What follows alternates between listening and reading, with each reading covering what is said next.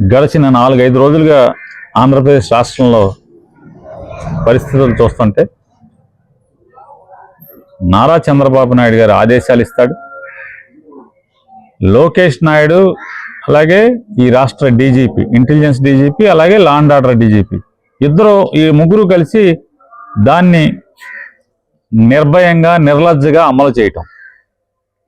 ఎంత అంటే గడిచిన 3 రోజుల క్రితం ఆలయంలోకి అర్చనకి వెళ్ళినటువంటి విడుదల రజనీ అనే ఆవిడ, ఒక మాజీ మంత్రి, ఆవిడ గుళ్ళోకి వెళ్ళి పూజ చేసి బయటకు వస్తే రౌడీ మొక్కలు ఆవిడ కారుని అడ్డగించి అవమానకరంగా ఆవిడని తిడుతూ కారును బాదుతూ ఆవిడ మీద దాడి చేసినటువంటి పరిస్థితి చూస్తే చుట్టూ ఉన్నటువంటి పోలీసులు, అంటే నిరోధించాల్సినటువంటి పోలీసులు, కట్టడి చేయాల్సినటువంటి పోలీసుల వ్యవస్థ ఎవరి ఆదేశాల మేరకు ప్రేక్షక పాత్ర పోషిస్తూ ఆ వచ్చిన రౌడీ మొక్కలను కాపలా కాయటం. అలాగే నిన్న అంబటి రాంబాబు గారు గుడిలోకి వెళ్ళి స్వామివారికి అర్చన చేయించి పూజలు చేయించి వస్తుంటే దారి కాచి దారిలో దాడులు చేయటం, అసభ్యంగా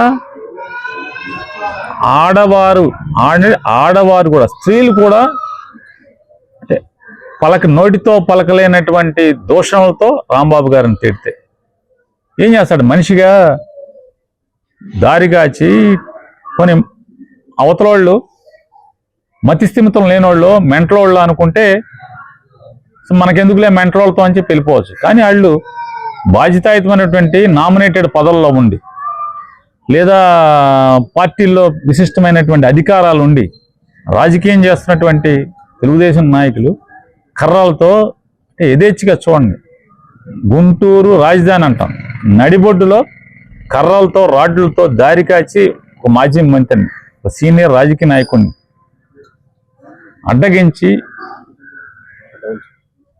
హత్యాయత్నం చేసే పరిస్థితి వస్తే అతన్ని అసభ్యకరంగా ఆడవాళ్ళ చేత అనరాని మాటలు అనిపించి ఆ రాంబాబు గారి తల్లిని, రాంబాబు గారి శ్రీమతిని దూషణగా పచ్చి బూతులు తిడుతుంటే ఏం చేస్తాడు? మనిషిగా తిరగబడి 4 మాటలు మాట్లాడితే దాన్ని చంద్రబాబు గారిని ఆపాదించి చంద్రబాబు గారిని మాట్లాడు.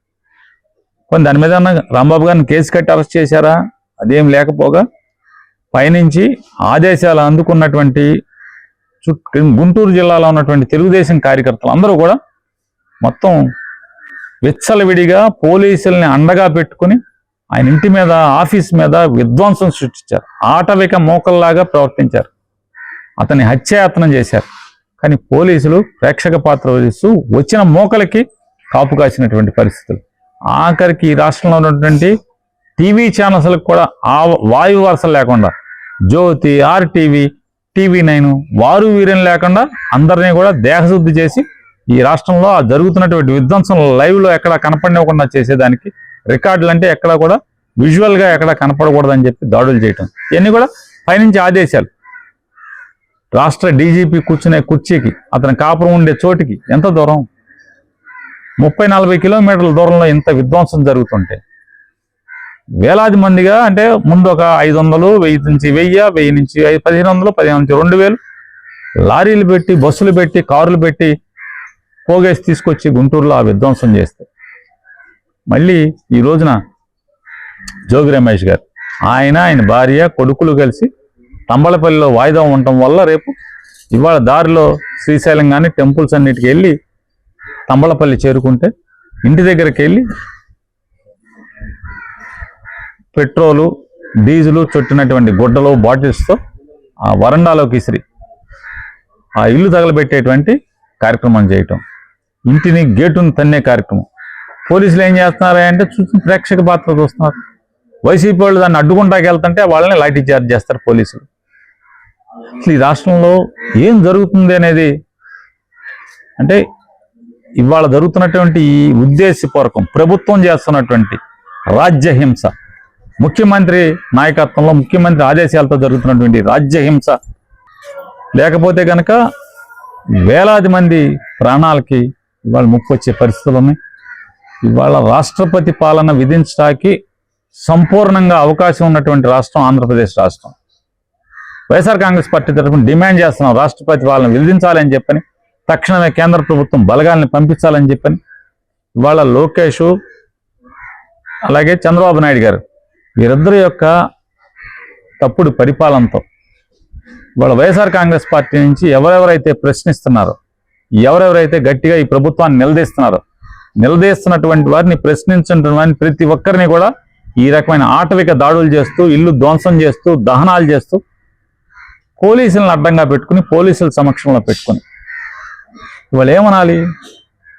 ఇవాళ పోలీసు వ్యవస్థ కింద ఎవరిని అడిగినా కూడా ఏం చేయము సార్, పైనుంచి ఈ దుర్మార్గం ఏం కూడా సత్సనం ఏం చేస్తాం, ఉద్యోగాన్ని వదులుకోలేం. కానిస్టేబుల్స్ దగ్గర నుంచి సబ్ ఇన్స్పెక్టర్స్ దగ్గర నుంచి సిఐల వరకు అందరూ కూడా, డిఎస్పీల దగ్గర నుంచి ప్రతి ఒక్కరు కూడా పైనుంచి ఆదేశాలు ఉంటున్నాయి, నోరు మూసుకోండి చూడండి అని చెప్పి పైనుంచి ఆదేశాలు ఉంటున్నాయి వాళ్ళు చెప్తున్నారు.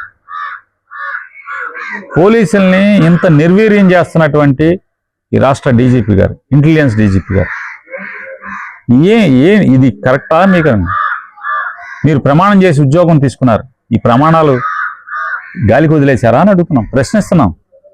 మీరు ఏదైతే ఉద్యోగం తీసుకునే రోజు ఐపీఎస్ పాస్ అయ్యి ట్రైనింగ్ అయిన తర్వాత ఏ ప్రమాణాలు అయితే చేశారో ఆ ప్రమాణాలని ఎక్కడ పెట్టారని అడుగుతున్నాం.